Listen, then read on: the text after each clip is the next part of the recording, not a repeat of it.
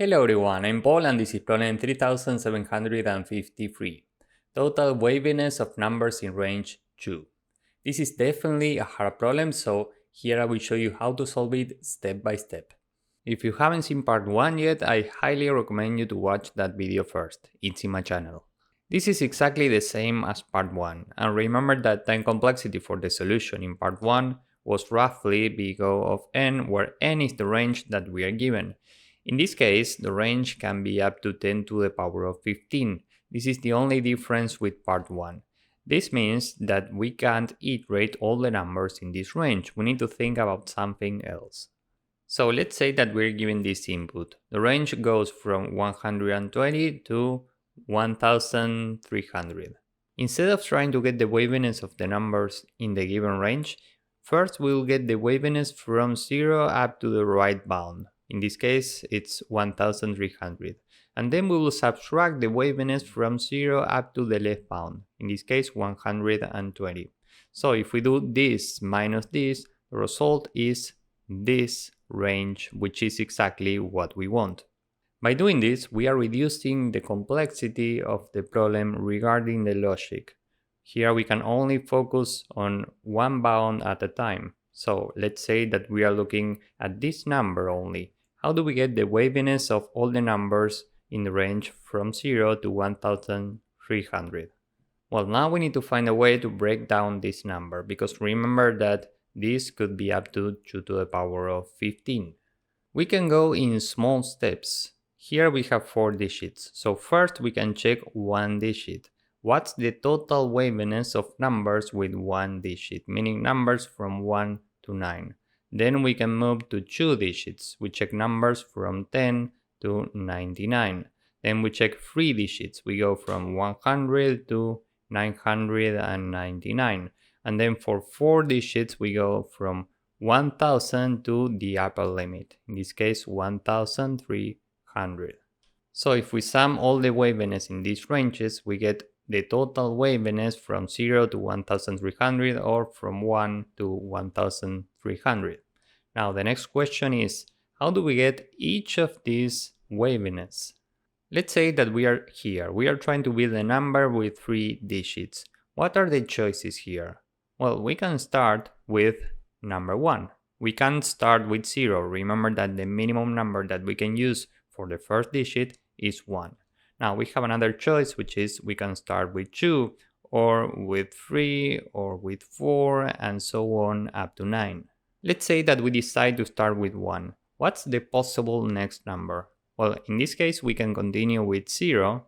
We have 1 0 now, because the only number that has to be different from 0 is the first one. As you can see here, we can continue with 0. Another choice is we can continue with 1 or with 2 or with 3 and so on up to 9. And let's say that we decide to continue with 0, so next we are here. How can we continue? Well, we can continue with another 0 or a 1 or a 2 and so on. And if we fill the entire tree, at this level we have all the numbers with 3 digits, which is exactly what we want. Now, the next question is, how do we get the waviness of each of these numbers? As we iterate this tree, we can carry a state with us. And we will keep track of this state and use it for future subproblems. So we will solve small subproblems and use those results to solve new subproblems. This is the definition of dynamic programming. So what should we use in the state? Let's say that we are looking at this number and we are trying to get the waviness. We need to keep track of the current index. Let's say that we are standing at this digit. We need to know that this is index 2. Let's say that we are standing here. We need to know what was the previous digit, because we need to check if this number is strictly larger or strictly smaller than the previous number. So we will call this previous. Now, if we are standing here, we also need to know what was the previous trend. Why? Well, because we need 3 digits to have some waviness. If we are standing here, we can check what was the previous relationship regarding these 2 digits. Here we have a decreasing relationship. 1 is greater than 0. So that's why we have trend. We will use 0 for undefined, 1 for increasing and 2 for decreasing. So the trend at this index would be 2 because here we have a decreasing relationship, okay? So if we have this trend, we can get the previous relationship. And with the current index and the previous digit, we can get this new relationship. So with this, we can get the current waviness or the value that we need to add to the total waviness at this point. And we need to keep track of this waviness, so we will have another variable, current, to keep track of the total result.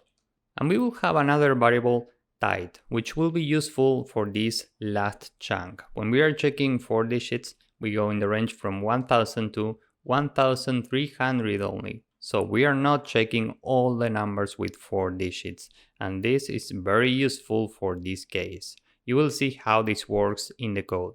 For example, let's say that we are standing here.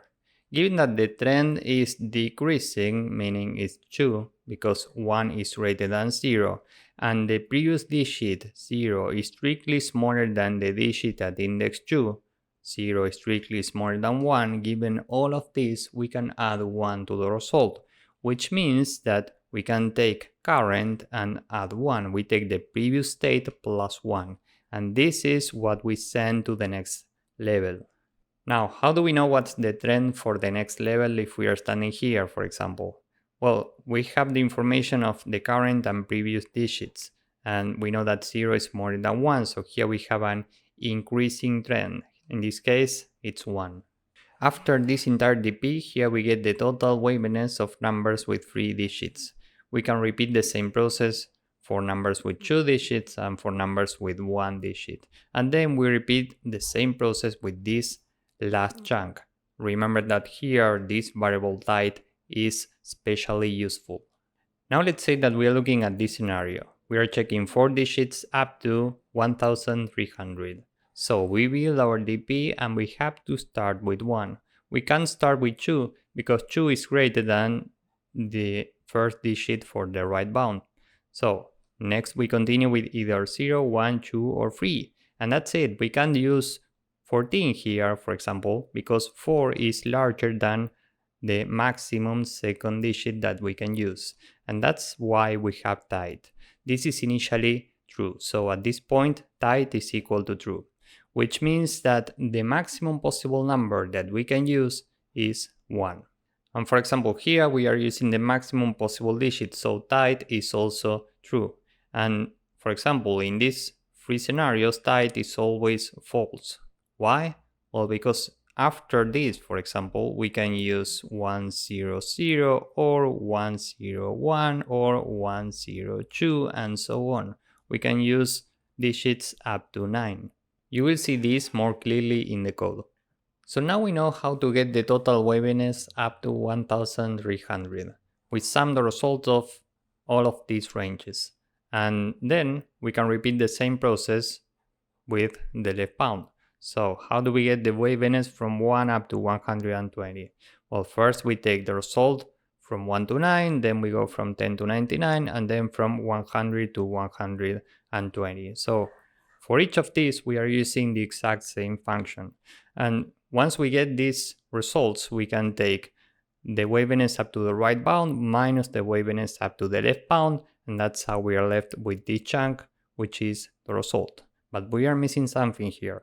Here we are subtracting the waviness of all the numbers in the range from 1 up to 120 included. And we need to include this in the final result. So here we can do what we did for part 1. We just take the waviness of this exact number. For example, here 2 is greater than 1 and 0, so we add 1 to the final result. So now we are actually including this number in this range. And one final thing to mention before going to the code is that we will cache everything here. Why? Well, because as you can see here, we can have a lot of repeated work, and we want to avoid this. Also, here, for example, the left and right bounds could be equal, so we will cache this also, and of course that we will cache each DP. So with this in mind, now let's go with the code and hopefully you will get the idea. First, we can build a function to get the result of numbers with the same amount of digits. And remember that we are caching everything. So here we use cache, and we will call this function sum same length. This takes some limit, and here we say that the limit in string format is string from limit. We have an array which is empty initially, and we want to put the characters in integer format into this array. So for every character in the string, array.append, and in Python we can use int. Okay, now we can say that n is the length of the array, and now we want to build our DP. This requires 5 variables: an index for the current digit, the previous digit, a variable type, this is a boolean which is initially true. We have current, which is the accumulated result at every step, and a trend, which will give us the relationship between previous digits. And we need to cache this also, so here we use cache again, and that's it. Now for the base case, we say if I is equal to n, we have the required amount of digits, so we can return the result, current.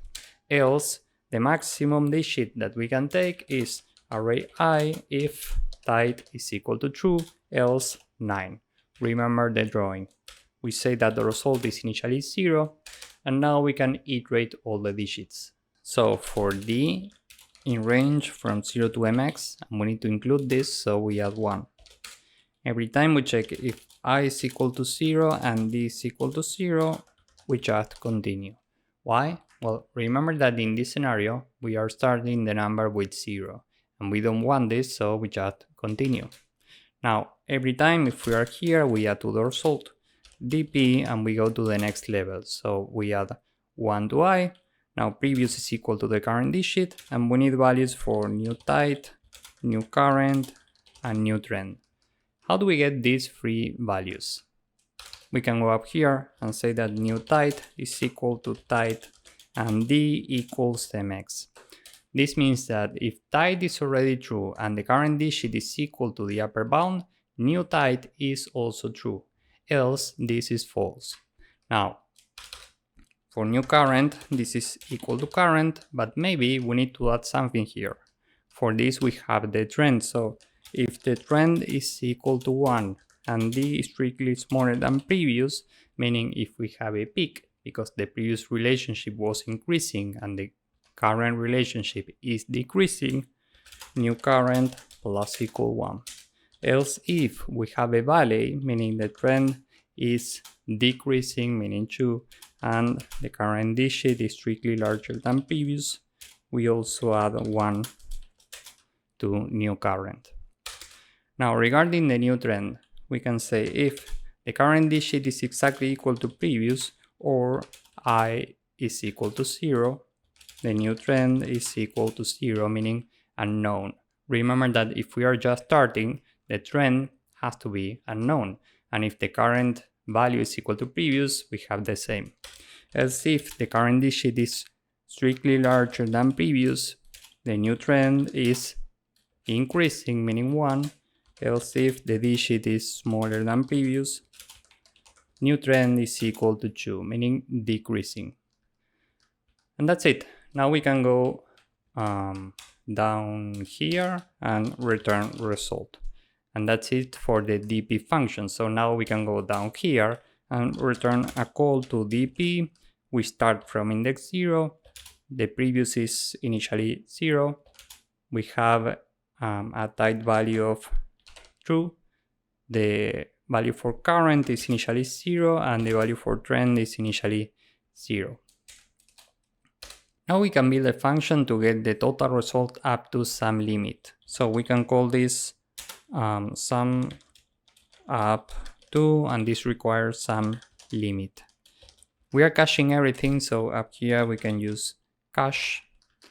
And now down here, first we need to get the total amount of digits. For this we transform the limit into a string, and now we can take the length. The result is initially 0. Now we can say for every amount of digits in range from 1 to total d, every time largest is equal to 10 to the power of digits minus 1. And just to be clear, remember that we start with 9, then we have 99, then 999, and so on. This is the upper bound. Every time we need to add to the result, and here we can call sum same length using largest as the limit. And after this for loop, here we are not actually using the total amount of digits, because remember that this belongs to the last chunk. So down here we need to say result plus equal sum same length, and here we use limit as the actual limit. And just to be clear, here we go from 10 to the power of total d minus 1 to limit. Okay, why? Well, remember that we are not actually going through all the numbers corresponding to total d. We are iterating numbers with this amount of digits up to limit only.